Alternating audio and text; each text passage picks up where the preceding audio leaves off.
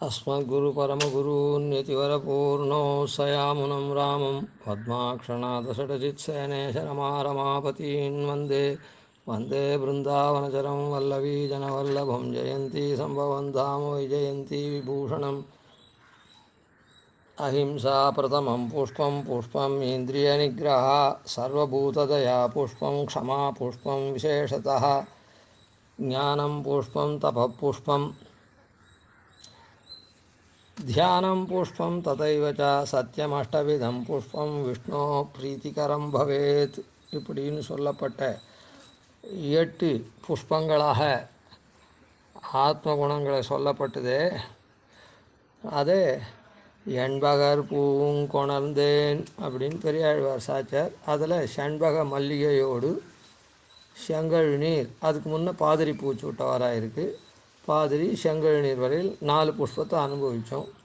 அதாவது அஹிம்சா என்றதுக்கு முதல் பாட்டில் இருக்கக்கூடிய செங்கழுநீர், 2வது இந்திரிய நிகிரகத்துக்கு மல்லிகை, 3வதில் பாதிரி பூச்சூட்டவராய், அதோட கூட 4வது பாட்டிலையும் சர்வபூத தயைன்றதுனால 3 4, அப்புறம் 5வது பாசுரத்தில் செங்கழுநீர் சூட்டவாராய் அப்படின்னு.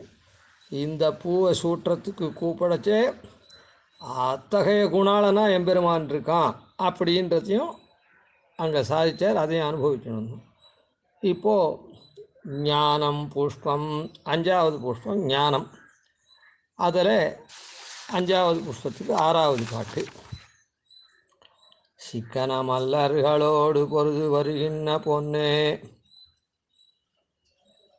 புன்னை பூச்சூட்டவாராய் அப்படின்னு சொன்னார்.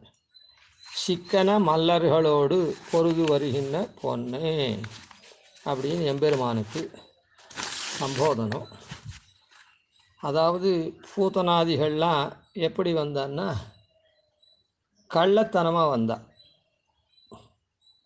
தாய் வேஷம் போட்டுன்னு வந்தா, சகட வேஷம் போட்டுட்டு வந்தா, இப்படி அவள்லாம் கள்ளத்தனமாக வந்தா. அவள்லாம் யாருன்னு தெரியாதபடி தங்களை கொண்டு வந்தா. ஆனால் இந்த இடத்துல மல்லரை மாட்டினான் எம்பெருமான். அவன் மல்லர்கள்னு மல்லராகவே நின்றா, இவனும் மல்லர்கள்னு தெரிஞ்சுட்டே இது பண்ணான். அதனால் இந்த இடத்துல ஞானம் அப்படின்றத மல்லர்களோடு பொருது வருகின்ற பொண்ணு, மல்லர்கள்னு தெரிஞ்சுட்டு அதுக்கு தகுந்த மாதிரி அப்படியே அவளை இது பண்ணான்.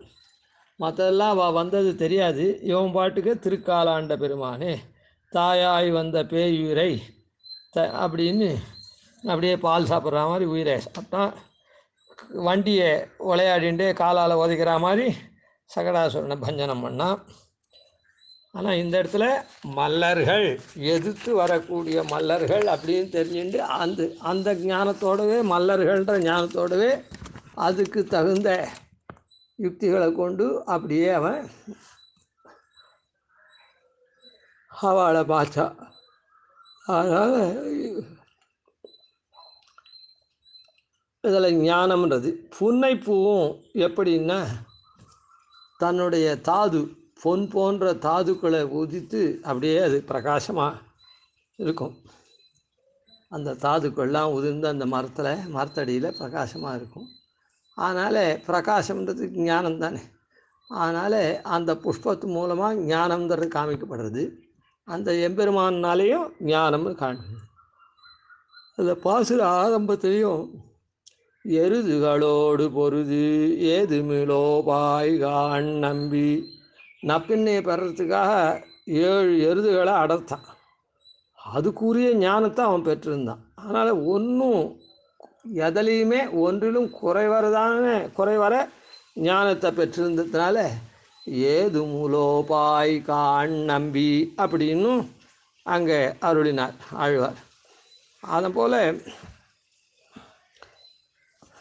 கருதிய தீமகள் செய்து கஞ்சனை கால் கொடு பாய்ந்தாய் அப்படின்னும், கஞ்சன் செய்த தீமையெல்லாம் அவன் தரத்தில் எம்பெருமான் செய்தான்னா அவன் செய்ததெல்லாம் அறிந்து அதுபடியே அதை இது பண்ணான். அதனால் எல்லா விதத்தினாலேயும் எம்பெருமானுடைய ஞானத்தை கொண்டு பண்ணின சேஷ்டிதங்களும் அந்த புன்னப்பூவும் அந்த ஞானம் பிரகாசிக்கிற மாதிரி தன்னுடைய தாதுக்கள் இதெல்லாம் எல்லாத்தையும் இந்த இடத்துல ஞானத்தை காண்பிக்கிறது புன்னப்பூ.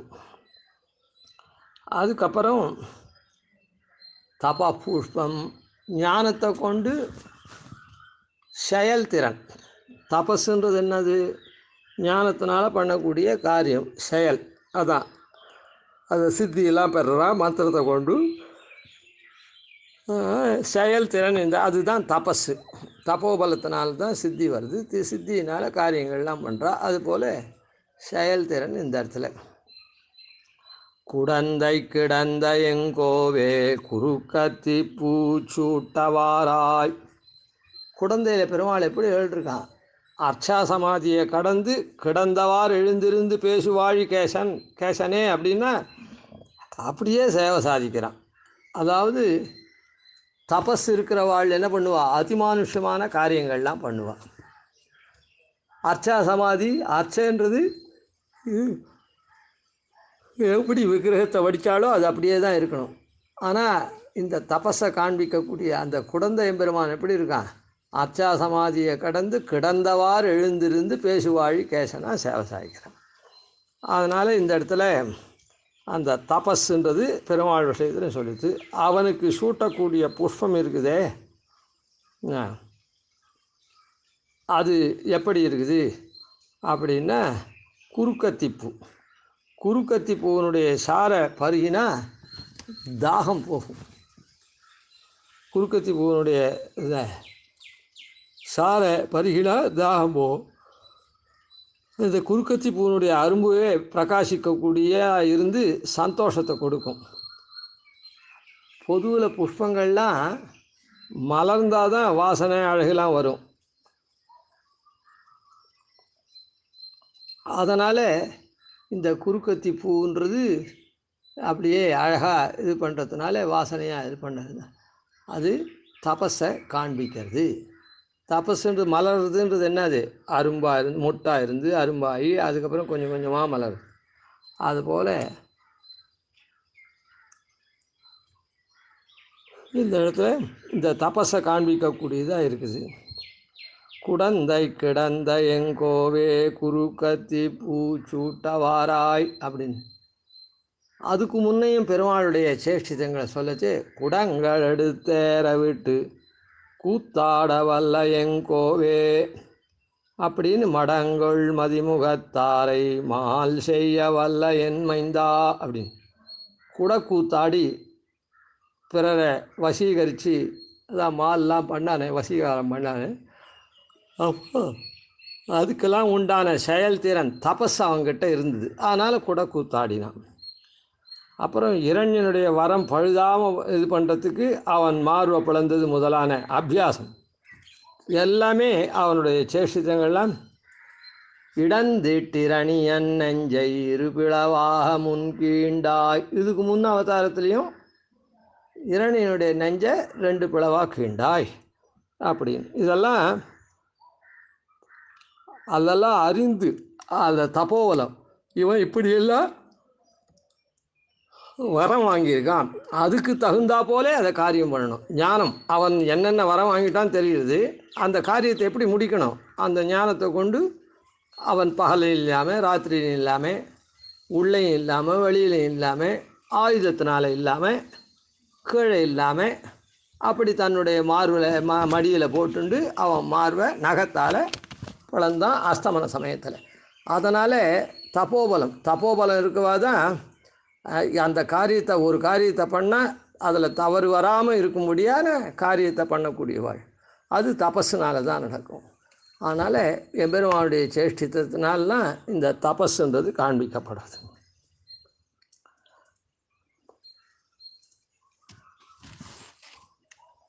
அப்புறம் 7வது குணம் தியானம், நிலைத்து நிற்கிறது. ஆமாரறியும் பிரானே அணியரங்கத்தே கிடந்தாய் ஏமாற்றமென்னை தவிர்த்தாய் இருவாட்சி பூச்சூட்டவாராய். ஆமாறு அறியும் பிரானே. ஆமாறு எல்லாம் பலன் பெறா மாதிரி காரியம் ஆறா மாதிரி பலம் பெறும்படியே அறிந்தவன்.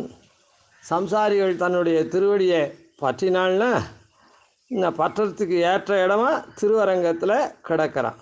அணியரங்கத்தே கிடந்தாய். அதனால் மற்ற விஷயங்களில் ஈடுபட்டு சுகம் இல்லாமல் பின்னால் பலனும் இல்லாமல் ஏமாந்திருந்த என்னை ஆமார் அறியும் பிரானே அணியரங்கத்தே கிடந்தாய் ஏமாற்றம் என்னை தவிர்த்தாய். நான் ஏதோ பல விஷயங்களில் அப்படி இப்படி போய் அதெல்லாம் அல்லாடினவனே ஏமாறுறவனே ஏமாற்றம் இல்லாத நீ திருவரங்கத்திலிருந்து உன்னுடைய திருவடியை பற்றும்படி பண்ணினாய். அதனால் எனக்கு பலன் வருது. அதனால் என்னுடைய ஏமாற்றத்தை தவிர்த்தாய் அப்படின்னு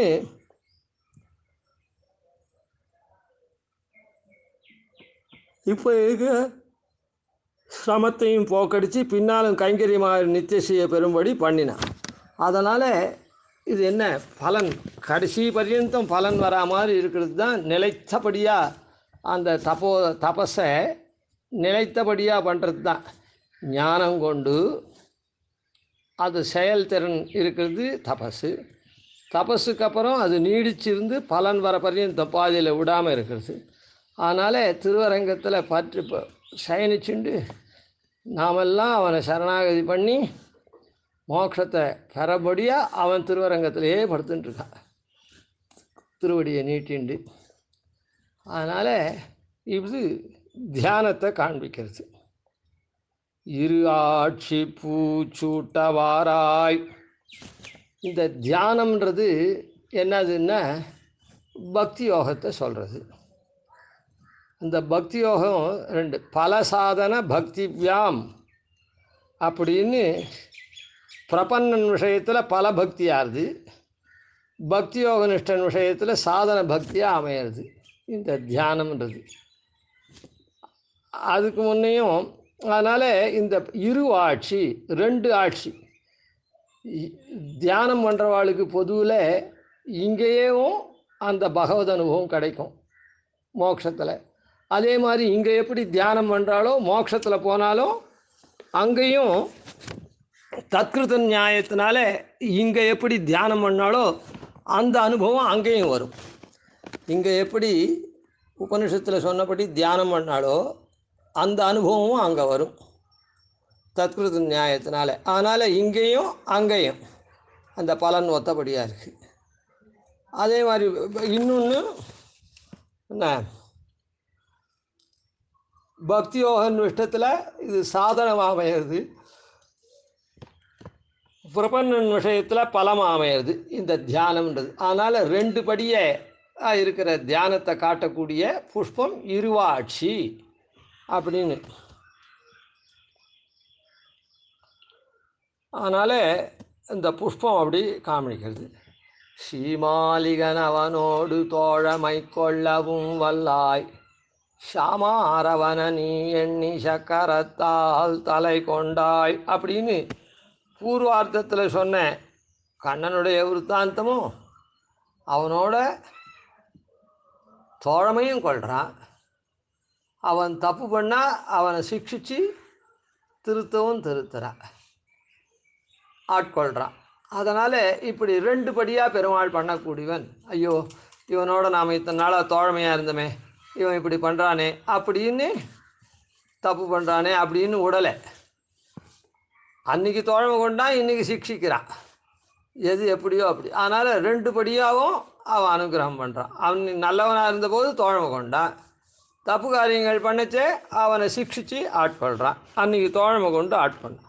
அதனால் எல்லாத்தையும் அந்த சக்கரத்தால் அதையும் பலன் பெறுறான். அதனால் இப்படி சரியாக இருக்குச்சே அவன் பெருமாளோட பெருமாள் தோழமை கொண்டதுனால அவனுக்கு பெருமாள் அனுபவம் அப்பவும் இருந்தது. தப்பு பண்ணச்சே அவனை சக்கரத்தால் சிக்ஷித்து அறுத்து அவனுக்கு ஆட்கொண்டான். அதனால் அப்பவும் அவன் பலன் பெறான். ரெண்டு விதத்துலேயும் அவன் பலன் பெறான். அதனால் இந்த இடத்துல தியானம் அப்படின்றது காண்பிக்கப்பட்டது. அதுக்கப்புறம்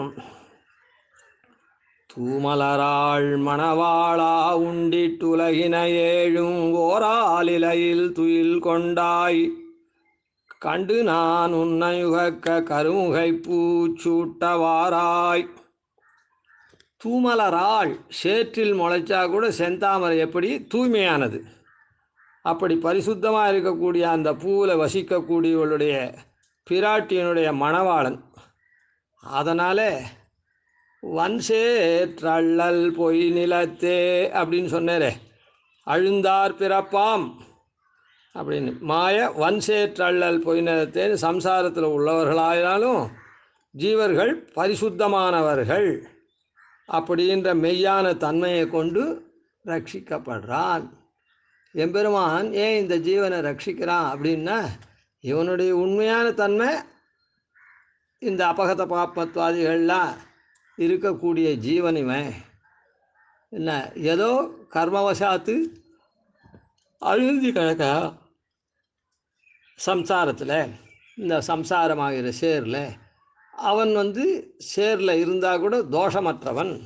ஏன்னா சேரில் இருக்கக்கூடிய செந்தாமரையில், சேரில் முளைச்ச செந்தாமரையில் தான் பிராட்டி இருக்கா. அதை போல் இவனும் தோஷமற்றவன். செந்தாமரை எப்படி தோஷமற்றதாக இருக்குதோ அது போல் அப்படின்னு பண்ணுறான், ரட்சிக்கிறான். அதுக்கப்புறம் அண்டத்தமரர்கள் சூழத்தாணியுள்ளங்கிருந்தாய் தொண்டர்கள் நெஞ்சில் உறவாய் தூமலராள் மணவாளான்னு இருக்குல்ல, அதனால் அண்டத்தமரர்கள் சூழா அப்படின்னு இருக்கு.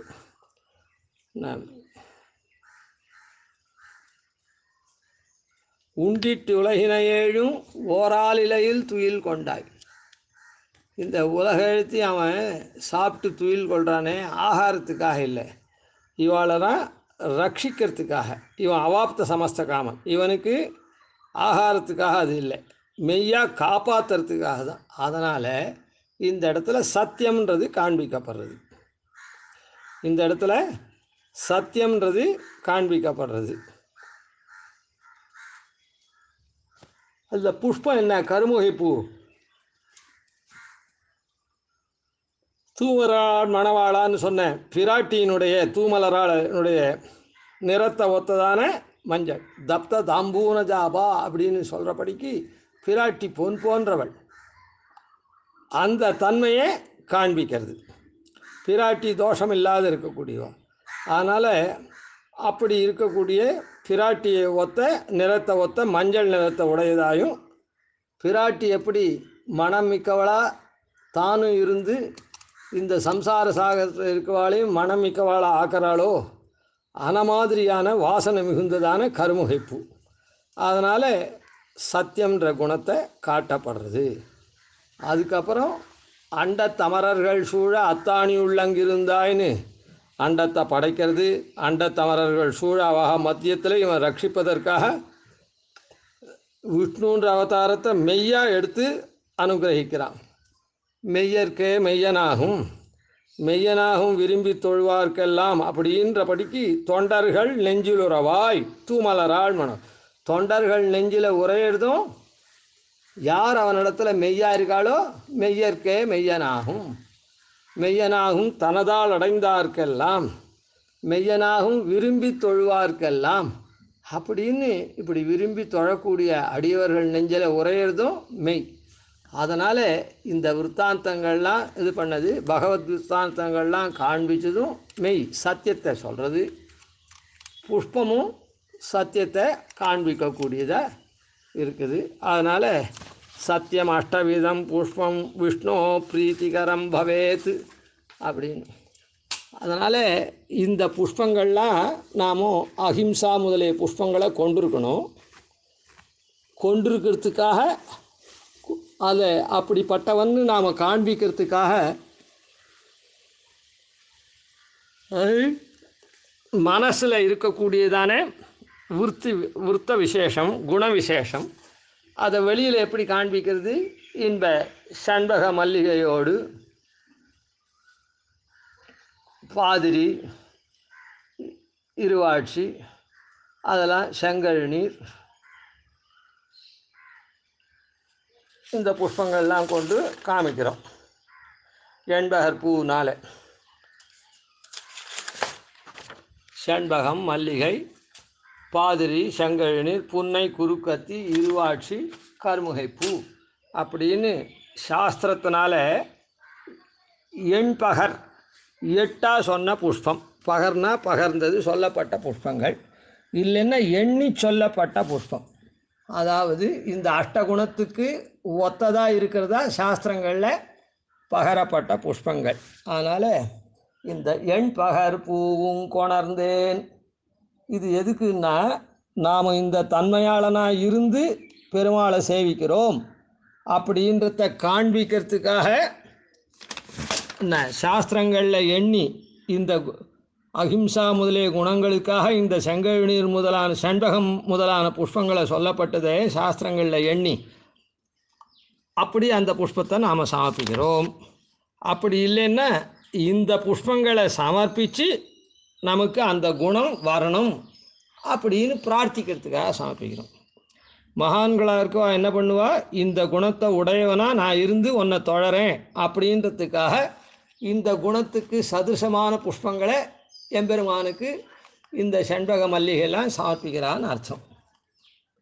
அவள் ஆத்ம குணோபேத்தாளா இப்படி இருக்கா அப்படின்னு அது மூலமாக காட்டுறா. நம் போல்வார்லாம் என்ன, இந்த அஹிம்சா முதலிய குணங்களுக்கு சதுசமாக சொல்லப்பட்ட இந்த புஷ்பங்களை பெருமாளுக்கு சமர்ப்பித்து இந்த குணங்களை உடையவனா நீ என்ன அருள வேணும் அப்படின்னு பிரார்த்திக்கிறதுக்காக நாம் பண்ணுறோம். அதனால தான் இதை சொல்லச்சே என்ன பண்ணார், இதுக்கு பலனே சொல்லலை. மண்பகர் கொண்டானை ஆட்சி மகிழ்ந்துர செய்த இம்மாலை பண்பகர் வில்லி புத்தூர்கோன் பட்டர் வீரான் சொன்ன பத்தே அப்படின்னு இதை கொண்டாடிட்டார். ஏன் அப்படின்னா, மண்பகர் கொண்டானை, மண்ணை யாசிச்சான எம்பெருமான் என்ன அவனுடைய திறத்தில் இப்படி நாம் சமர்ப்பிக்கிறதுக்காக இப்படிப்பட்ட புஷ்பங்கள் இருக்குது. இது ஆட்சி அந்த மாதிரி சமர்ப்பித்தா அதுவே தான் பலன், அந்த புஷ்பத்தை சமர்ப்பிக்கிறதே தான் பலன். அதனால் இதுக்கு தனி பலன் சொல்லாத இப்படி நாம் புஷ்பத்தை 2 விதமாக சமர்ப்பிக்கிறோம். அதாவது மகான்களாக இருக்கவா அந்த குணங்களை கொண்டவாளாக இருந்து இந்த புஷ்பத்தை தத்துல்யமான புஷ்பத்தை அதுக்கு சதுருஷமாக ஓமானமான புஷ்பத்தை சமர்ப்பிக்கிறார் பெருமாள் திருவடியில். நாமலாம் அதுக்கு ஓமானமான சதுசமான புஷ்பத்தை சமர்ப்பித்து இந்த குணங்கள் நமக்கு அருள வேணும் அப்படின்னு பிரார்த்திக்கிறதுக்கு சமர்ப்பிக்கிறோம். அதனால் மண்பகர் கொண்டானையாட்சி மகிழ்ந்துர செய்த இம்மாலை பண்பகர் வில்லி புத்தூர்கோன் அந்த பட்டர் வீரான் சொன்ன பத்தே, இந்த குணங்கள்லாம் அப்படியே பகர்ந்து வில்லிபுத்தூர்கோன் சொன்னதே அப்படின்னு சொல்லிவிட்டார். ஏன்னா இதுக்கு தனி பலனே இல்லை, இதுவே தான் பலன். அதனால் இப்படி நாம் என்ன பண்ணணும், இந்த குணாஷ்டகத்தை கொண்டவாளா இங்கேயே நாம் அதை சாயை அனுபவிக்கிறதுக்கு எம்பெருமானுக்கு இந்த மாதிரி புஷ்பங்களை சமர்ப்பித்து பிரார்த்தித்து அஹிம்சா முதலிய தன்மைகளை நாம் கொண்டு அந்த பாபமின்மை, ஜரையின்மை, மரணமின்மை, சோகமின்மை, பசியின்மை, தாகமின்மை, விரும்பியதெல்லாம் பெறக்கூடிய தன்மை, நினைத்ததெல்லாம் நடத்தக்கூடிய தன்மை அப்படின்ற இந்த 8 குணங்களினுடைய அனுபவத்தை நாம் பெறணும்னு பிரார்த்திக்கிறோம். கவிதார்க்கே சிம்ஹாய கல்யாண குணசாலினே ஸ்ரீமதே வெங்கடேசாய வேதாந்த உரவே நமாதி வண்டிடோபாதி நிதிவர்யான் பஜேனிஷம் ஸ்ரீரங்க புருஷ இத்தியதிசான பதாஸ்ரயம் ஸ்ரீவத் சம்சதிலகம் வந்தே ஸ்ரீகிருஷ்ணதேசிகம்.